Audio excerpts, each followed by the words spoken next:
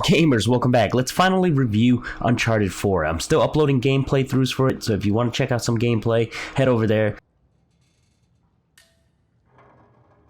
Uncharted 4 is from developers Naughty Dog, who is responsible for games such as The Last of Us, Crash Bandicoot, Jack and Daxter, and of course the previous Uncharted series, which is all on the Sony PlayStation. Now, the previous Uncharted series are done and remade on the PlayStation 4. Uncharted 4, however, is exclusively made on PS4s, so you'll see some of the powers capable by the PS4. It is unfortunate, however, that the first one they made on the PS4 is going to be also the last of the series, the last of Nathan Drake's adventure. Now, who knows what's going to happen afterward, so I don't want to spoil too much of the story for you guys. The game's story mostly revolves around the search for the lost pirate city of Libertalia. During the game, there are certain times when the game goes back to the past to explore his influence to searching out Libertalia and the relationship he had with his brother. So the game gives you a good amount of insight on his childhood this time around. Searching out the city of Libertalia will not be easy for Drake, as he is being competed against by Rafe and his group of mercenaries. If you want to know more about the game, you can play the game yourself or check out the playthrough I have on the channel. I have to really compliment the actors in this game. They did a really good job. The acting in this game is superb, and also the story itself is a great conclusion to the series. And the lore behind the lost city of Libertalia itself is fantastic. It's a lot of lore. There's a lot of journals throughout the game that you'll pick up and see and actually get some insight on what exactly happened. The game itself is pretty much a linear narration storytelling. However, during certain points of the game, you'll notice that there are certain dialogue options you can make, and that makes the game a little bit interesting because it changes up the dialogue a little bit. It doesn't change the path of the game or the story of the game, and there's a couple of them throughout the game. Aside from the great storytelling and great acting about the game, the one thing I really want to compliment this game about also is the visuals in the game. The visuals is quite simply amazing. The amount of details that Naughty Dog put into their games every single time never ceases to amaze me, especially with this one since it's on PS4. You're going to see full glory, visual magic, and also details. Details. There's so much details on the screen that I can't even capture all the moments of all the details going on. So I'm going to have to play the game again or even rewatch my own playthrough to see those type of little details and magic that happens throughout the game. One of the details I really did not notice that Yandere Dev pointed out, because he also played the game, was the fact that the light actually shines through Nathan's Drake ear. That's detail. And then there's certain parts where stones flip over, and when you're shooting in the market, you'll see stuff fly everywhere, the walls break. I mean, those kind of details, those little itty bitty bits of details makes the game really awesome, very immersive. Aside from just the details alone, the vistas, the sceneries in the background, a lot of the places you visit in the game, when you just stand there and take a look at the backdrops, man, oh man, are they glorious and very nice looking. In fact, I love some of the sceneries in the game. Was just very Kodak moment for me. I just had to take a look at it and take some screenshots and make wallpapers out of them. I mean, they just look fantastic. So you got great acting and great visuals. What else is next? The gameplay, of course. How is the gameplay to the game? If you've never played a Uncharted game before, the gameplay is mostly duck and cover shooting with platforming involved.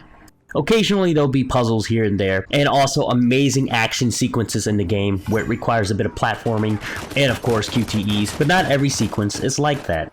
The gameplay mechanic of the duck and cover shooting is nothing too crazy or anything out of proportion. It's really just your simple, you take cover, you shoot, you can only carry 2 guns with you and switch between the guns, you can find ammo, and there's a bit of melee combat in it too if you run out of bullets. The other thing is that the game also offers stealth choices if you want to be stealthing in the game.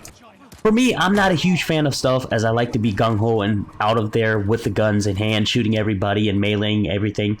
The thing about this game stealth system is that it was just alright. It wasn't anything great for me because I enjoyed The Last of Us stealth system a lot more. I really love the stealth system implemented in The Last of Us, and I've heard that they brought over some of that mechanic to the AI in this game, which is great, but it wasn't exactly the same. The AI, on the other hand, are also damn smart on the hardest level. They will flank you from above, below, left, right, you name it. They'll come in numbers, and at times they'll throw grenades at you to pop you out of corners. But the only thing that drives me crazy is the fact that their grenades always land exactly where you stand. So you always have to be careful of grenades. Just lots of grenades being lobbed at you every single time. If anything, me dying to the environment is big. The thing that kills me the most in this game is probably the grenades popping me me out of the corners, and then the enemies ending up shooting me in the face, pretty much. And healing in the game is quite simply the same as has always been. You just take cover and you slowly regenerate health. Now, aside from the duck and cover shooting mechanics of the game, the other gameplay feature in the game is the platforming in the game. The things that drive me about this game is definitely the platforming of the game. I love the platforming of the series. I've always been a great fan of it. I love it more than the Tomb Raider series. The reason being that I love how they lay out the subtle places that you can climb in the game. And along with that, the newest addition to this, rappelling. Rappelling with the grappling hook is quite simply amazingly fun, and it opens new ways to platform in the game. It opens new paths and places you can reach, and also cool new ways that you can actually get across chasms in certain places and climb certain places. There's going to be a point in the game where you also get a stick that lets you hang on walls and also climb certain walls and hang off from it, which adds another level to the gameplay. The stick comes much later on. I forgot what it's called completely, I'm sorry, but it's more like an ice pick. I think it was called a piton. The other thing about this is that the way they executed the climbing mechanics in this game. If you don't know how it works, basically if you move your right thumbstick out, what happens is Nathan Drake will put out his hands towards places he can climb or jump to. The same thing applies to also the rappelling of the game. When he can jump to a ledge or jump to a certain place, he puts his arms out whenever you swing your rope around. Anyways, aside from the platforming aspect of the game, there's also certain times in the game where they switch things up. They added vehicles into the game. There's only certain times where you can drive them. There's one where you drive a Jeep and the other one where you drive a boat. Now, the boat driving in the game isn't anything special because all you're doing is driving around, you swim around, you dock on land, and you get off and you continue climbing.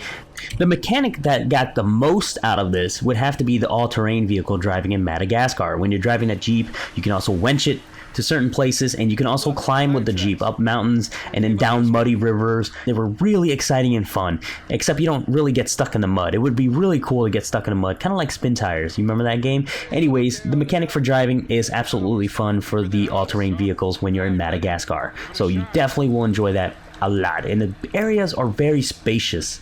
You can't go backward most of the time. It's an illusion that puts you forward all the time. However, they did it really, really well in this game, and it works out really well. Adds a lot to immersion. I love it. As for the action sequences that changes up things in this game, they are fantastic. You gotta play it to see it yourself. Nathan Drake, if you don't know him, anything he touches, he has really hard luck on. It crumbles, it breaks. He gets himself into all types of troubles and things break all the time, and there will be certain sequences where you see these type of things happen at a really epic scale. So that's another thing that changes up the game that I really like. The one complaint I have about the game, personally, is that I don't enjoy the puzzles in the game. I did not enjoy the puzzles in this game because they weren't anything really complex. They were really easy to do, and if you watch my video, it only took me less than 8 minutes to do a puzzle, or maybe even less than that. The longest puzzle took me 8 minutes, but all the puzzles were just way too easy, and it didn't feel rewarding enough when you solved them. You know, being the person that discovers the city, you were hoping that you're the first to discover this type of puzzle, and the puzzle has a potential to kill you. There's only a few that had a potential to kill you. Mostly puzzles that you've seen in other games before, where you have to match up symbols, or maybe turn this a different way so that it opens up. And there was also a few puzzles where you push a box here and climb over an obstacle, but that's pretty much it. And I was hoping that there was going to blow up the whole game with a bit more complex in terms of puzzle, or amazing puzzles that will just blow your mind, but there weren't too many of it, unfortunately, and that's my only letdown about the gameplay. Finally, another thing this game includes is multiplayer, and if you've played multiplayer in Uncharted before, it's pretty much the same duck and cover shooting concept. However, this time around you can summon in units on your team, and you can also summon in this magical totem that does damage to people, and the classes are split up. There's classes in the game when you're doing team deathmatch, etc., each with their own powers. Now, I'm not a big fan of this. This is not my thing and not my cup of tea. I played a couple rounds and that was it. I can't really rate the multiplayer for overall the entire game. It is fun for those of you that enjoy it. So if you are into the multiplayer aspect of this game, you'll enjoy the game because that adds a lot of replay value for you. But for me, I enjoyed the game for the single player aspect. And that's pretty much my review about Uncharted 4. I pretty much went over everything I can think of about the game that I really enjoyed. And for me, it's a great and damn good game from a company who really loves their game. And you can tell by the amount of work they put into the game that they put their heart into this game. And there's a lot of storytelling involved and a lot of things you have to catch with your eyes and ears in order to understand the amount of work they put into this. So for me, Uncharted 4 is a really great game. The only letdown I really have about this game also is the fact that it will never come out to PC, or maybe it will, I don't know, because it is exclusive to Sony. It's only on the PS4, and I think everyone in the world deserves to play it. It's one of those games where it's a great movie ride, and once you're done with the movie, you either keep playing it or you just kind of stop and move on to the next great things. But hopefully we'll see better things from Naughty Dog in the future. I can't wait to see their next franchise, whatever it is. But for now, I think they'll work on The Last of Us. Who knows? Anyways, guys, thanks for watching. This has been one of my top 10 titles this year. Anyways, pick up a copy if you own a PS4. There isn't many companies that make games like this on the console system. So you gotta check this game out and you gotta play it and see for yourself. I can't really tell you more about it, but if you don't plan to play the game itself, hell, just watch a walkthrough. You'll probably enjoy it a lot. It's a great movie ride, great game, and probably potential GOTY of the year. I'm going to call it right now, because whenever I call something like this, I know it's probably going to happen, and most likely it's going to happen. So thanks for watching, guys, and game on. Man, I can't get enough of this woman just cooking her bread. I swear to God, that is the longest cooking I've ever seen in my life.